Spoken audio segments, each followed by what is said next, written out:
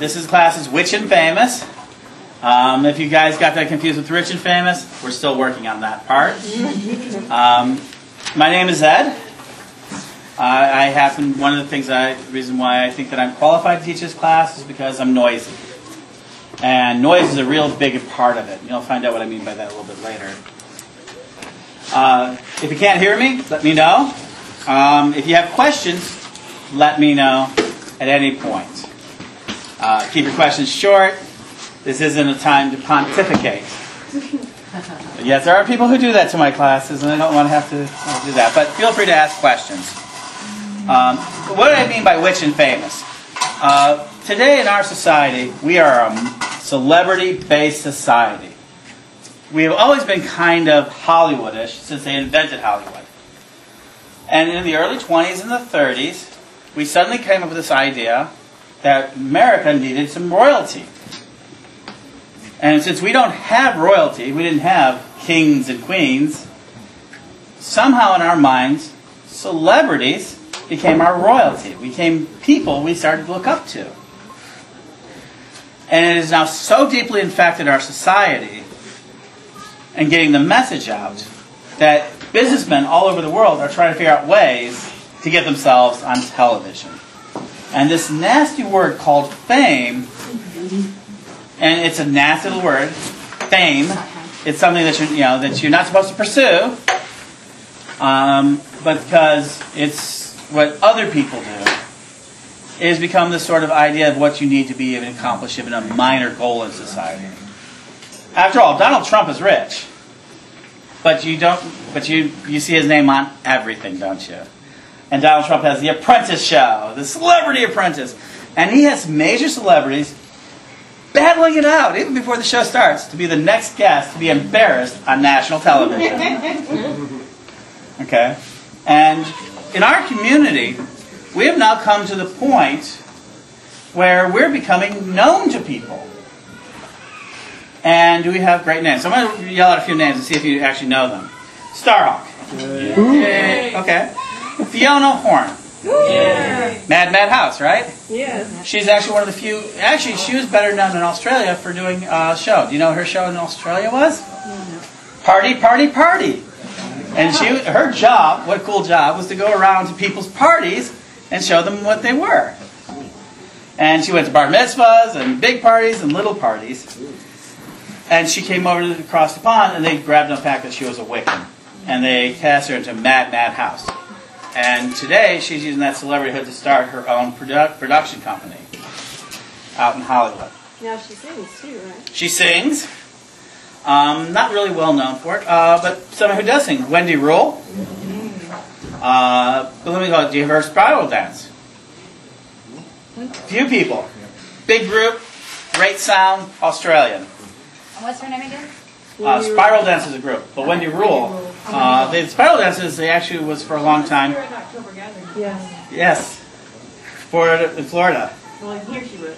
Yeah, that? she was here. Yeah, Wendy Rule was here. Oh yeah, Wendy comes to the States a lot.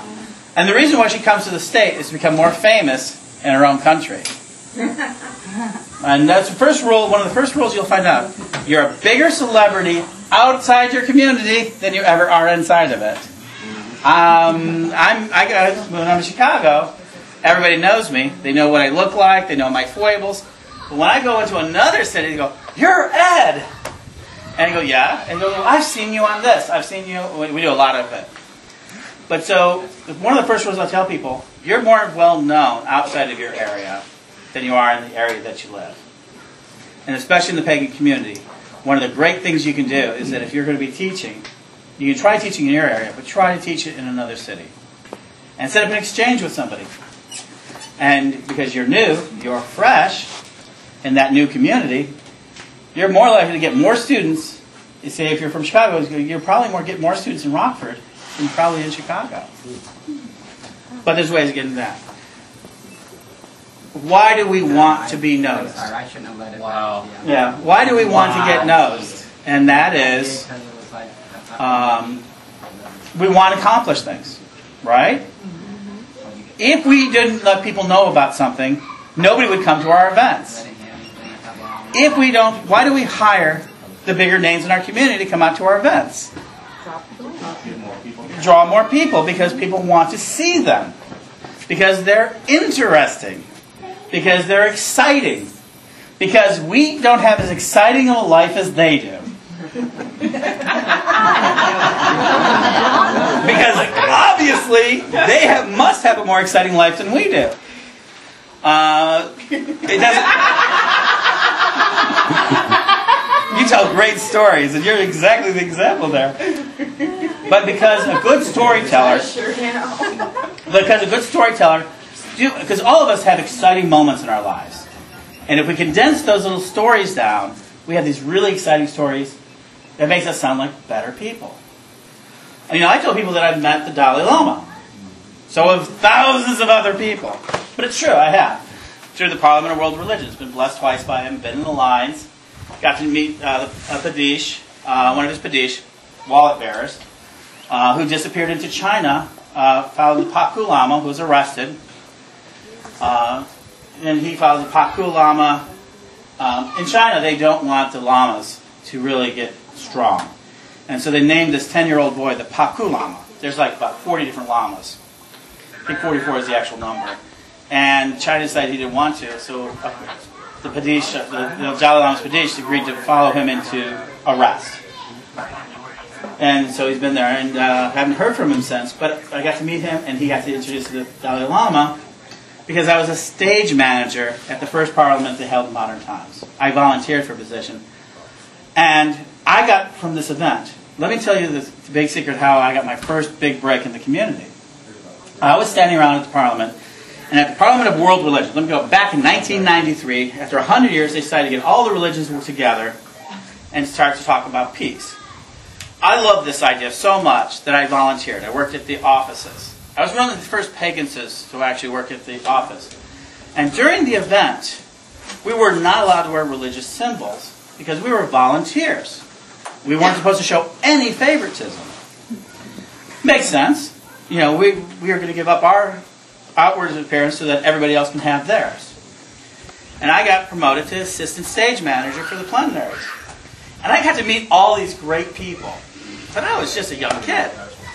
You know, 30, just 30. And all of a sudden, a few of the pagans knew who I was a little bit. They'd see me around the community. And then on the last day, I was allowed to wear my pentagram. And everybody's like, oh, you're a pagan. Oh, yes. And all of a sudden, they took this big picture of these national leaders. Olivia Robertson, there was there, Selena Fox, a lot of them were there. And they put me in that picture. Wait a minute, I'm not anything that. But they put me in the picture. Snapped this picture, and people started seeing it. And they decided, how could I have been in that picture if I were not a national leader? How could I be there? It couldn't be because I was just a volunteer at the right place at the right time. And all of a sudden, I was now being asked to do things way beyond my pay grade at the time. So you know it's what you wear. And so that's the second role. You're always a bigger celebrity out of your area, and you become a celebrity by who you have pictures with. Guilt by association. Guilt by association. So Oberon, and everyone should take a picture with Oberon. Yeah. And Dave Statsman here too. He's an up-and-comer. And so these are the type of things. And this is why celebrities hang out with each other. Because everyone wants to take a picture of the celebrities and who they're with. Now what does this mean to our community? There is this belief that if you're well known, and for a long time, you could not be a real national leader, and I use that lightly, if you weren't an author. Author, a writer, a published book guy. If you didn't have a published book, how could you be taken seriously? It didn't matter if you organized events, if you were, a leading fireman, if you were a policeman. Oh, all this didn't matter unless you were published. You had to have a magazine, you had to have some way to communicate. And what makes the famous different from the less so is the ability to communicate an idea or a vision or a message. Even if that message is, I'm a great actress, I'm a great actor, I'm a great... Reverend. You don't have a way to communicate your message, you cannot be known. Big rule. If you don't have a means to communicate, you don't have a means to let people know what you want. If you have not the means to let them know what you want to get across, you cannot hold them accountable when you say, don't you know this stuff? Don't you know who I am? It's a real important part. So you have to communicate a vision. That's a more serious role than the other two. But it is a very important part of being known. So how do you communicate your vision? Now, along the way in my life, I decided I wanted to get my message across. Enjoy the breeze, everybody. And one of the things I did was I liked newspapers. I liked magazines. And so I tried to get my name into them. And I discovered that the media is lazy. They're lazy people. And the more research you do for them, the more likely they're going to publish your story. That works sometimes, and especially if you make a relationship with them. Today's modern society has changed that a little bit. They're still lazier, but there's less ink out there. So what do you do today? Same goal, become a blogger. Bloggers are becoming well known and getting it out there. But you have to work with somebody who can express your ideas. And you just can't express your ideas. You have to get somebody else to write about it. Because if you're just talking, you might be a prophet or a madman. But if somebody else is talking about it, you're interesting. You're an authority. You're an authority. So you have to get messages that people repeat. Mem. M-E-M-E. Yeah, meant. Little short ideas they can get across. For me, for my witch school was an anywhere, anytime, any place education. Really, really simple. Anyone can remember it. And so people ask me, well, what do you do for, what does witch school do? We teach Wicca to anyone, any place, anytime. Everybody can repeat that. Pretty soon people are repeating it. And I'm starting another company called Microversity. Learn anything, anywhere, anytime. All right? For pagans, do as you will as harm none. What do we remember? Harm none. Threefold law. These are men's. So if you want to be well known, you have to originate an idea. I'm going to tell you, I put an idea in society that was put together by cotton candy. Has anyone heard the rumor, or the legend, or seen it in print, that Wicca is going to be the third largest religion by 2012? How many of you have heard that? You said it yesterday. Oh, I said it yesterday. Okay, a few of you heard it. Where did you hear it from? Conversation in the pagan community. How about you? Actually, when I first started my internet design and hosting company in New York, I was doing research on different websites, and I was putting together my personal Wicca page. Yeah. And I came across that on a website and put a link to. I don't remember where it was now, but it was one of the research and putting it has been more than 10,000. I was put together by a press release as a cotton candy response to a pastor by the name of Steve Hubbard, who kept saying, "Oh, Wicca's growing." So I took his quote, Phil's Carrat's quote of us doubling in size every 18 months, and Chaz Clifton's statement that we were growing like a third world country without enough elementary schools. And I wrote this as why witch school existed, but on the top of it said, Christians and pagans agree Wicca to become the third largest religion in 2012. And I put that out in 2005. It has been requoted over 10,000 times out there, out in the media. And the truth is, the story is cotton candy. It doesn't hold up statistically. Wicca is not the fastest growing religion in America. Islam is, by the numbers. The only way you can say Wicca is the fastest growing religion is by percentages. But if you have one person, you suddenly become 3 people, it's 200%. Okay? But Islam is growing out by numbers faster. Now, by percentages, we're still the fastest growing religion in America, but that's slowing down. You mean Wicca or paganism? I see this is often confused. I use Wicca. Paganism could be growing that fast, but sure. I have trouble imagining that Wicca alone could account for that. And I agree with you. There's Wicca, but I was using very particularly in this article, Wicca, because they were dominating Wicca. And it was Wicca that got put out there. Paganism as a whole is growing probably faster, but still as a percentage, Islam is still growing faster than Wicca, or faster than paganism. Mostly in the black community right now. Who knows what it's going to be? But it's, huh?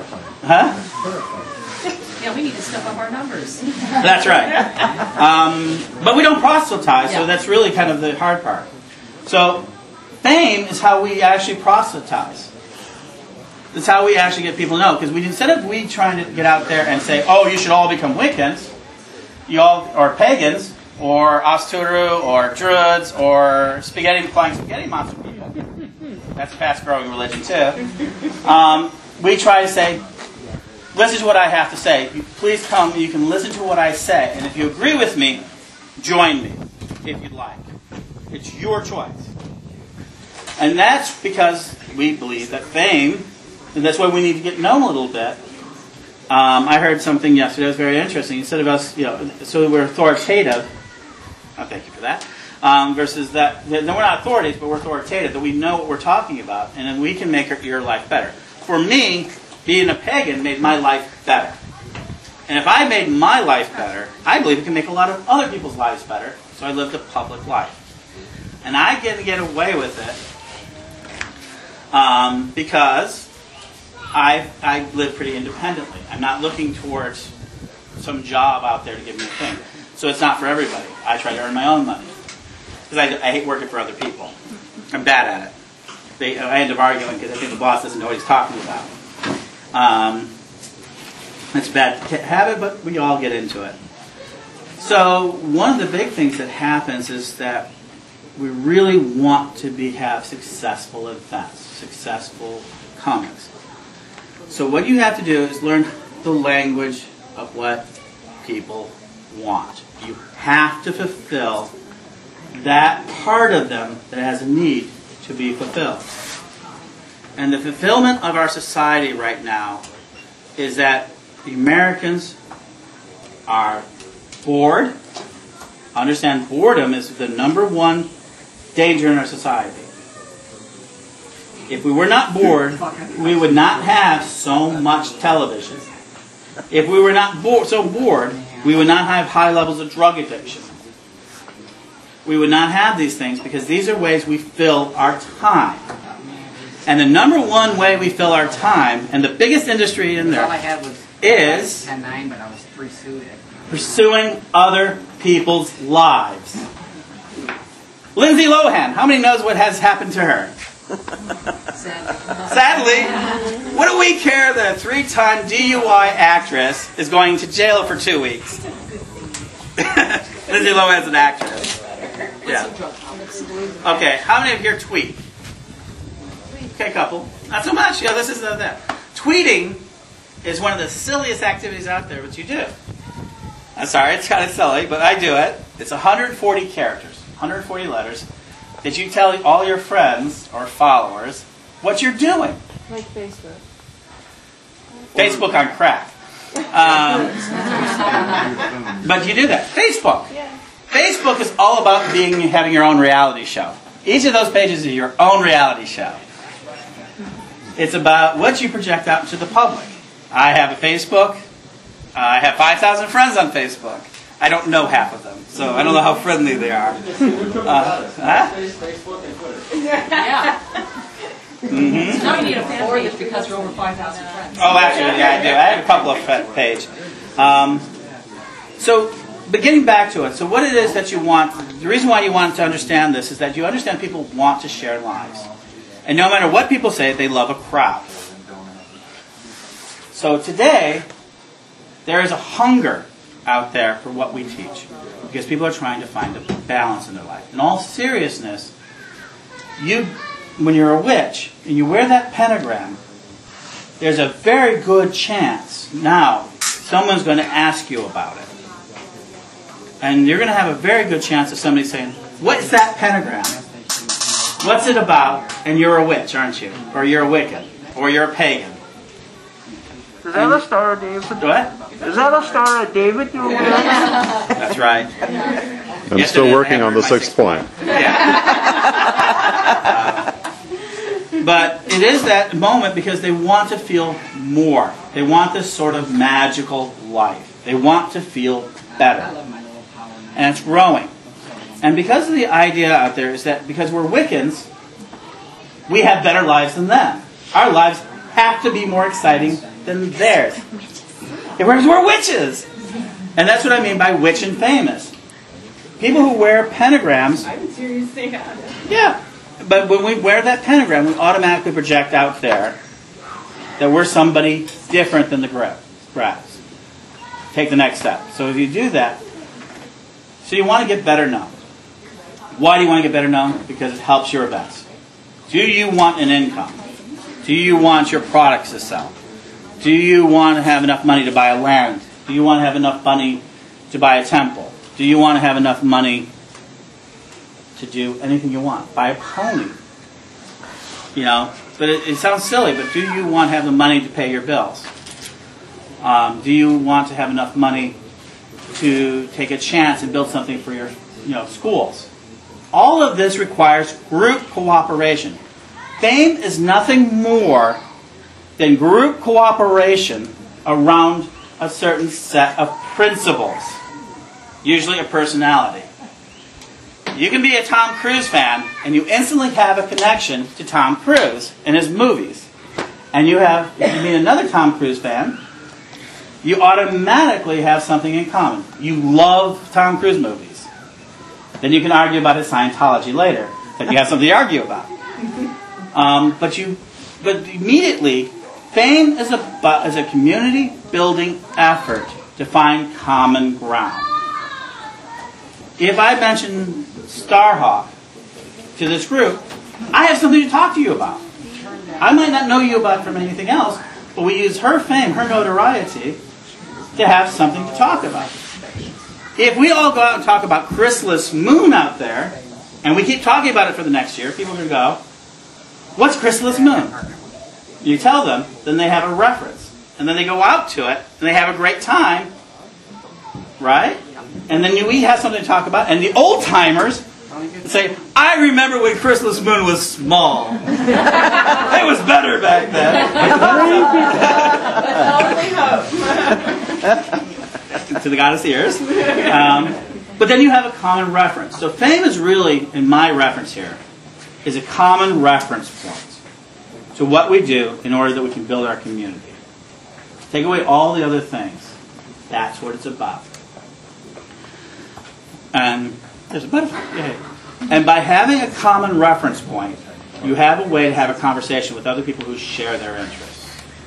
It's kind of like the like bucket on Facebook, the fan club of the old days, the Dakota rings from the Iron Days of Iron, that sort of thing. And that's what fame is really about. It's you're creating with a personality or an item this common reference point to your community. Without that common reference point, you have less communication, and you have no way to move your agenda forward. What is happening to paganism is becoming a common reference point. All too often, the reference point is being started by Christian groups. They're bad, they're evil, don't join them. And of course, that becomes a rally cry to the rebel. Join them because everybody else. So that's an opposition point against it. We get a lot of Harry Potter people. How many people have met a Harry Potterite? Okay, a lot of them. And they go, and after a little while they go, well, where's the wands?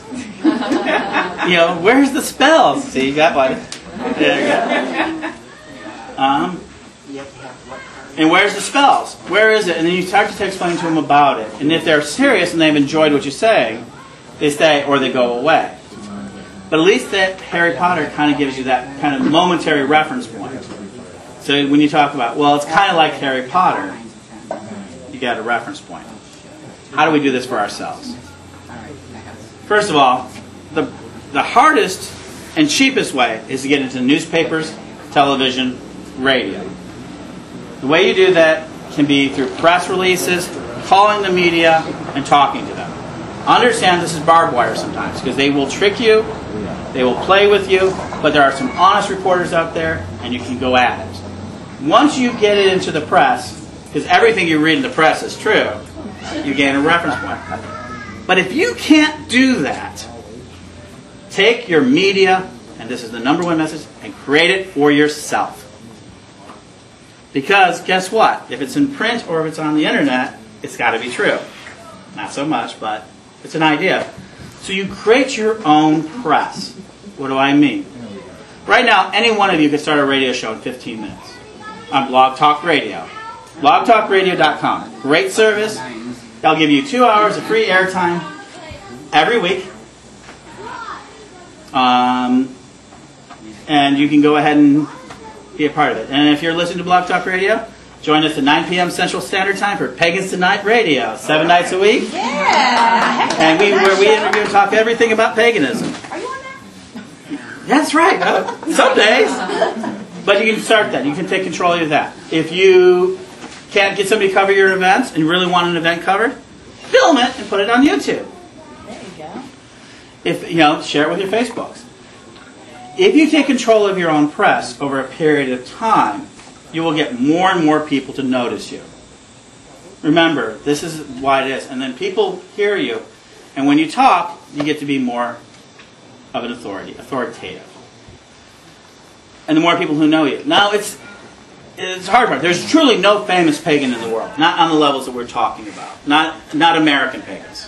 There is yet to be one that has really broken the venue where somebody's offering them $1 million contracts. I'm working on it. I will keep you guys informed as we do it. And the reason is that no pagan yet has been able to figure out the single common reference that a lot of Americans would join them on.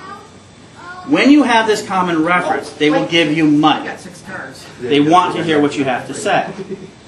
We've got good... Yes? Godsmack is doing really, really well. Okay, who knows who Godsmack is? A few people. See, that's the problem.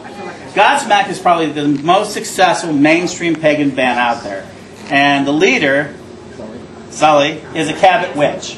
And they don't hide him.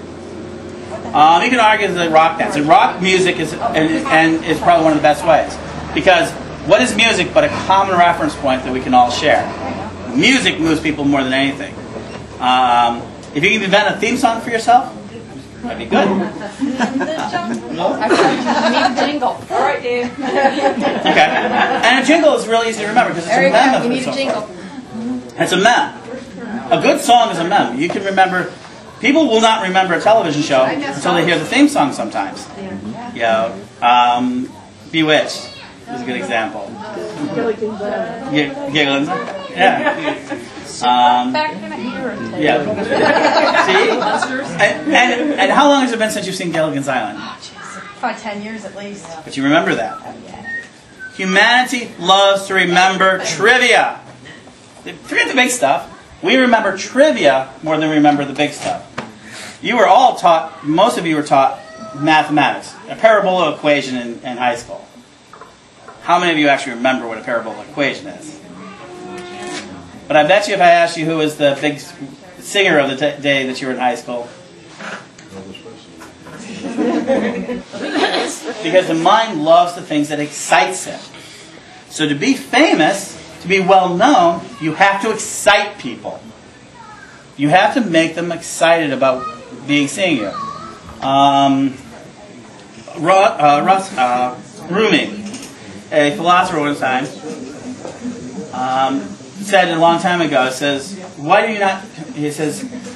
don't you come more often? He says, that is music to my ears, and it's better than me hearing, why are you here so often? So you want people to be excited when you come into the room. You want people to want to do so. And when you can do that, you can carry a message. And when you can carry a message and you can have more people out, I act as a spokesman a lot of times. I now talk on a regular basis. Anywhere I can talk to on a regular basis approximately 14,000 people. See my daily messages out there. And so with that, I have a responsibility to use it well so I'm not handing them garbage. But what do I talk about? Sometimes really trivial things. Like yesterday, I put out there the biggest piece of technology I thought that was really nice was this cool spring out here in the forest. And that I was really grateful for it. And people were responding, well, that's good. And they all wished me well on that. But what it did is it said to me that I was at Chrysalis Moon, and I found somewhere to get nice and cool, and they lived that moment with me. I gave them a reference point. That is the most single important factor. Where do you have, and now we're going to turn this to you, because we know, because it isn't about me. Well, yes, it is, for the moment. But it is about where you want to be with your projects. And it isn't about becoming the biggest, most famous person, but it is becoming a way so that people, when you talk, they listen. And the first way that you get the people to listen is you have to be a good listener to yourself. You have to hear their quiet voices. You have to hear about what it is that they need in their lives. And are you willing to fulfill it? Right now, Don's biggest goal in his life is a piece of is something that the community is quietly screaming for.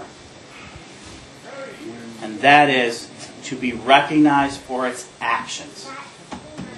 That we do not want to, there's a fear we do not want to forget our elders. We don't want to forget our progenitors. We don't want to forget the names like Gardner, Leak, Cole, Donna Cole Schultz. We don't want to lose these people, but we're in danger of losing them. So Don had to take on the responsibility of creating something that will share fame. A museum. And by being in the museum, people will then have a reference point to our history. That's a valuable point. And on our Facebook page, we almost have 10,000 people who agree. And they're going to tell people, because he has to pay for it. And the museum costs $4,000 a month to run. And it's in Salem, Massachusetts, so we have a very good chance of making that in 1 month. Because it's known for its masses. Now, let me just think for a minute. What is it that you have that you would love everybody to know about you? Or about your projects? Or something that you need them to know about? Take a moment and think about it. Okay. Anyone want to share one with me? Great school. Grade school. I think that one of the things that, okay, what is it that you want them to know about it? Well, that we provide the entire wisdom of the ages in accessible ways. Okay. That's actually a pretty good mem. Yeah. Grade school, access ancient knowledge. And keeping it very simple. So, and you work really hard at it. That's your common reference point. How many people are here are grade schoolers? Oh. So everybody here, That's the problem. that is the problem. And I spread the word. Yeah. Okay. That's a big thing. So we now have a common reference point so that if everybody wanted to help you, so let's take it a step further. How many people like Oberon? I mean, really like Oberon. How many people in this room would like to see Oberon succeed? Okay. So in order for you, see way over there. So in order, see, so in order for Oberon to succeed in his projects, he really needs you to spread the word about grade school. And join it. So our common reference point isn't necessarily grade school in here.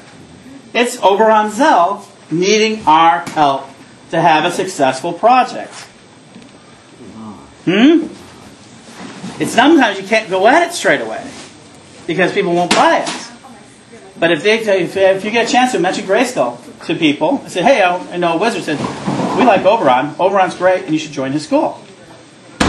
It's okay. We have more of a common reference about Oberon Zell than Grayskull. In order to expand his reference point, we utilize him. Same thing. How many people have one of his statues? Wow, a lot more people. Okay, show the hands again so Oberon can see.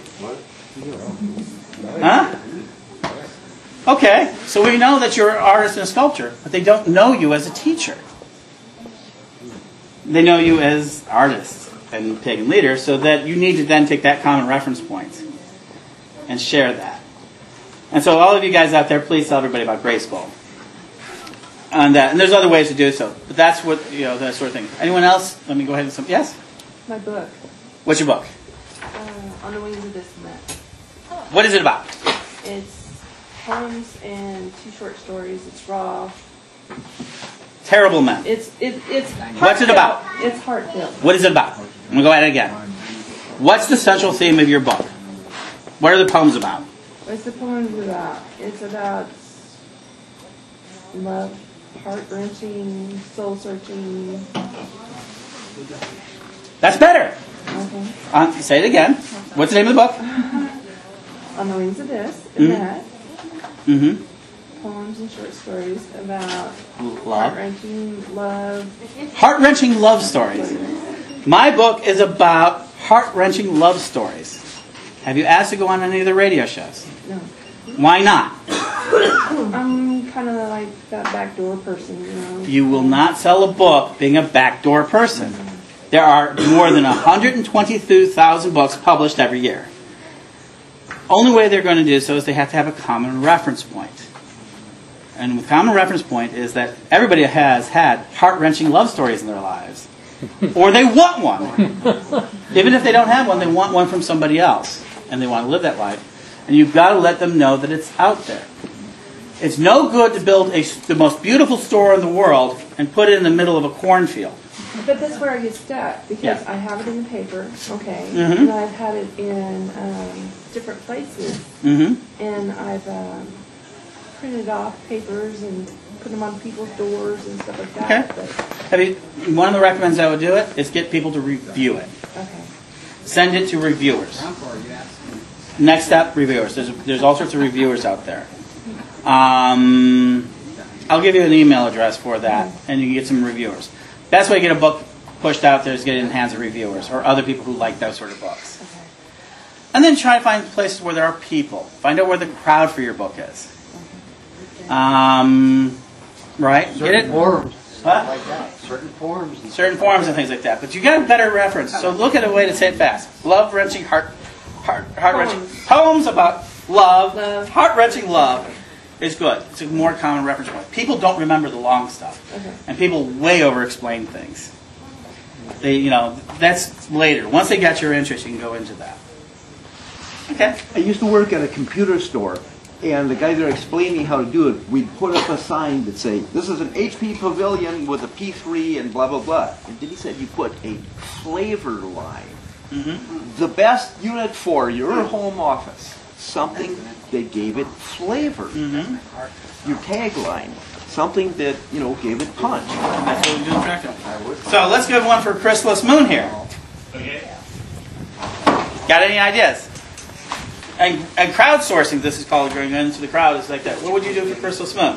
What would be a good, like you said, it's called tagline. Central reference point. You have one. Hot, sweaty pagans. Hot, sweaty pagans. Best festival you don't know about? There you go. Mm-hmm. Ooh. Yeah, that'll work for a year or two. You can have more than one. Well, see, our first one was the newest festival in the Midwest. And we still are. And we still are. Newest festival in the Midwest. Yeah. For year 3. Good one, yeah. Yeah. They'll work for quite some time.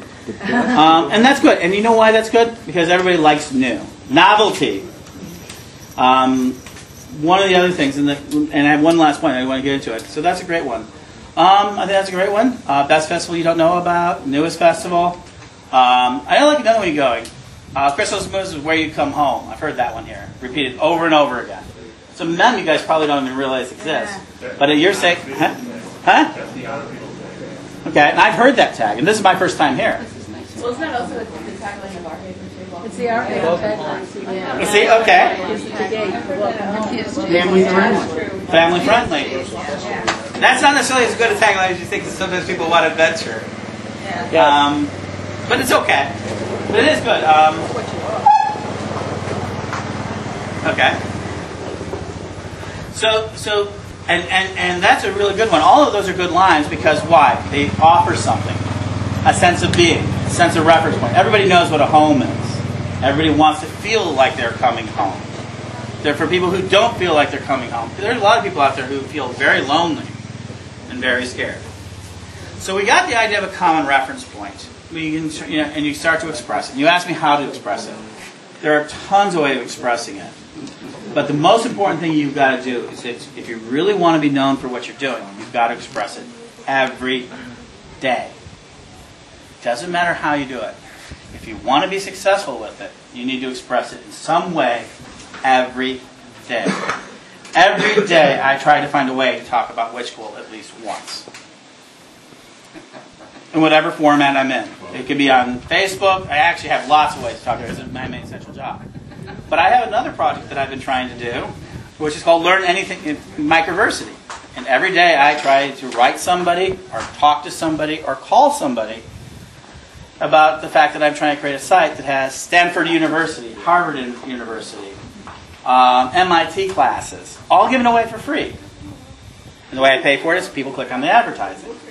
I use that, so it doesn't cost anybody anything. So learn anything, anywhere, anytime for free. I have business cards that I hand out. If you don't have a business card for your project, you're making a mistake. If you don't have a flyer for what you're doing, you're making a mistake. Because everybody is interested in what you're doing. Your best friends are interested. And so, talking about it each and every day. Last exercise. If you could do anything, imagine what it is to be doing. It's called a big, great goal, the BGG. If you could accomplish anything you want, your BGG, what would it be? Take a minute. Forget this. People always tell me that I'm reaching for the skies. I tell you it's not far enough because I want to get to the stars. Sky's the limit. Not enough. What is it if you didn't have to worry about anything else that you'd want to accomplish? Can I get anyone to share one of those with me? Okay. Okay, go ahead. There you go. Tina and I have always looked into trying to get some property. Okay. Ultimate goal would either be to buy up Victorian Village in Rockford that we live in, which is a 3-block area of old Victorian houses. So let me stop you here. Can I get you to rephrase that? Let's take it simpler. Okay. We would... No, go ahead. We would buy... Victorian Village. And do what? Move our house out to property and rent that out as like... Try to get as many pagans in there as possible. So your real goal is, so let's rephrase it, is to create a pagan village. Community, yeah. Huh? Yeah. A pagan community. Ghetto. In the form of a village. So it doesn't matter that it's not the Victorian, it's just your target. Your real goal is, so many people confuse their goals for the details. Okay? When you think of your big goal, decide what you want. And then worry about the details. Because you can have anything you want when you decide it. The one thing that God has promised us is an abundance of everything. There is no question that the goddess does not ration our air. She does not remove it from us. She does not take it from us. She gives it to us. And she gives it to us in relationship with the green forest around us and the soil around us. She gives us plenty of food. It is only humanity who changes that. The goddess provides us with as much abundance as we want. The universe has an unlimited amount of energy in it, if we can harness it. The sun out there has enough energy coming off of it in 1 minute to fuel modern civilization for 1 million years. We can figure out how to capture it. The universe has no limits it puts onto us other than the forms that we take. It's that simple. It is us, our society, our civilization, our ideas of working with each other that puts our limits on our goals. So realize the universe wants you to accomplish your goals. It will move heaven and earth to accomplish your goals once you're clarified in your goals. So again, I ask you, think about what your goals are. And you can have it. Okay, let me get somebody else to share a goal that they might have. Go ahead. Castle for the Great School. Have you told people that? Yeah, sure. You're talking about it all the time at school. I've never heard of it. No? Not once. That's a big thing. You should tell people that. You gotta get that out there. need to come to Oregon and take over the Presbyterian stronghold. Yeah. Yeah, that'd be good. Wow, that's a big. Oregon, Illinois. Oh, Oregon, Illinois. Okay. That's the Familiar problem. with that? No. Wow. Okay, so now that you know what a castle is, it is now there's no reason why you shouldn't have a castle for grade school. It is something now you build back from it, and that's what you can do. Once you tell people that, they can get excited about it. Build a common reference point, saying that you want it, and then begin to accomplish it. Because once you start getting your reputation for success, accomplish it in little goals, right? Castle keepers, people who are committed to it, donations to it, put a thermometer out. I love fundraising thermometers. Does anyone know what a fundraising thermometer is? Yes. United Way. Hmm? United Way. Do you know there's a phenomenon with them? Is that as they start getting towards the top, the amount of money raised is faster? Because people want to go to the top. Why do they want to go to the top? Success. They want to be the people who made it go to the top. Famous. Well, Famous. and the other end, you don't want to contribute to something that's never going to make it to the top. In this Money. money comes first. Yeah. And then you have to find ways to exchange it. Yeah, all that's true. So thermometers are a great way. I love thermometers for raising funds. There's a new program out there. Take a look at it called Kickstarter.com. It is community-driven financing. I'm telling you, look at it. We just got $4,100 for the museum in exchange for pledges for program books and other things. Yeah, really. Kickstarter.com. Somebody just got $200,000 for dysphoria. It's convincing the community. And that's one reason why it was important for us to have a common reference point. Witch School, because we accomplished Witch School, they felt that we could accomplish a museum. Because we have a reputation for success, then they were willing to give us money to put the museum together. And now we're going to, now we're putting, we have Selena Fox up there, we have over on Zell, we just put up his posters, we put everything else. Kickstarter.com. Check it out. It's for artistic and creative projects. People have started jewelry companies from it. You can't use it to fund not-for-profits, but it can be used for your projects. I'm telling you, this is a great site. It's relatively new. And as it gets more famous, it gets more people who want to help. And so this sort of thing. So I'm going to tie this all up real quick here. If you want to accomplish a goal, you must be very, very clear to yourself of what your goal is. Once you have that goal in place, you have to start talking about it. And when you talk about it, you listen to what people want, and you decide how your goal is going to fill a space inside of them. If you want to be a movie star, you have to tell them, and everybody wants to know a movie star, you tell them about the next film you're going to be in. Or even make your own film, and you start out. And everybody wants to know a movie star, don't they? A little bit. But everybody likes to know somebody famous, so... And you build it up there. But you go back, and simply put, you begin talking about it, and you listen to what they need in their lives. And you point out how helping you accomplish your goals was going to do so. And you explain to them how you've already been successful to that goal. If you want to make Chrysalis Moon better known, you go out to people and say, hey, you should come to Chrysalis Moon. Why should I come? Because I had a great time. Well, I don't like the outdoors. Actually, I've been having a good time myself. That creek changed my whole impression of this place. For me, that's my reference point. It made my whole thing. Because I have not been in I've never done that before. City boy. No, city boy, exactly. So I have never sat in a cool spring in the middle of a forest before. For me, that was an adventure. And I know people who have never done that. So now I have something to share with them. It says, have you ever sat in a cool spring? You've got to come with me and join me on that cool spring. I answered there. So you'll be back next year? Probably. Never forget. But for me, that changed my reference point. So that became my reference point for here. You can hold a workshop Okay. Yeah, in it. Believe me. We can do a water ritual over us.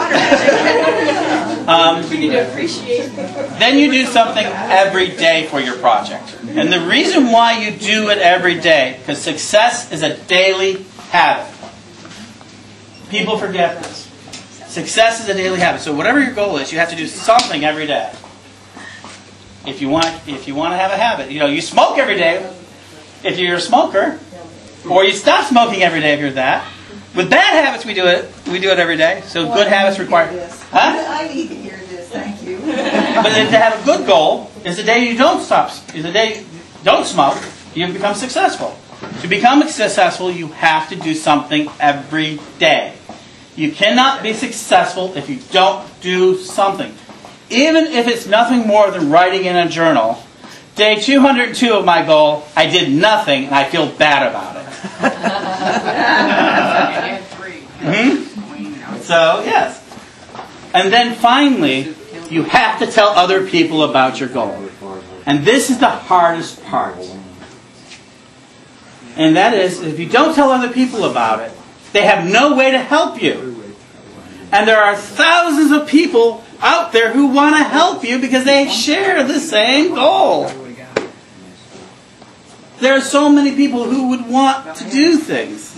And they would love to have someone say, I'm doing it. And they will lend you their support because they don't think they can do it. Now, in reference to that, a good leader gets people to do it and says, look at what I accomplished. A very good leader gets people together and they can say, look at what we accomplished together. A great leader has people say, look at what we have done. And at that time it says, we did it ourselves. So once you get a great goal out there, you become better known. You become actually famous for your accomplishments. But you get better known for the community you keep. And so when we're rich and famous, we are more famous and stronger together than we're apart. And it is only when we are talking about our goals, sharing our visions, working on them every day, and talking to each other that we can support each other, fill in all the parts that we don't have. So I certainly see that. And then you can do all the other things that comes with fame, because people are going to want to hear what you have to say. And when we're that, any one of us can be rich and famous.